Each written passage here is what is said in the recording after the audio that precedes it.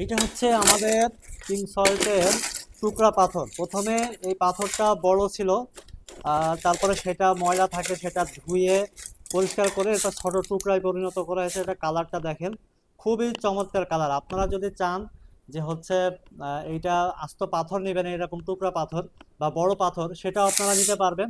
আবার যদি চান যে এরকম পাউডার নেবেন, আমরা পাউডারটা এই যে এই মেশিনটা একটু আগে ভাঙালাম, তো আমরা পাউডারটা একটু দেখাই।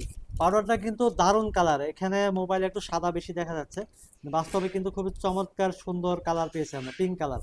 যেহেতু আমাদের টুকরাটা বা পিঙ্ক সল্টের পাথরটাই অনেক ভালো কালার রয়েছে।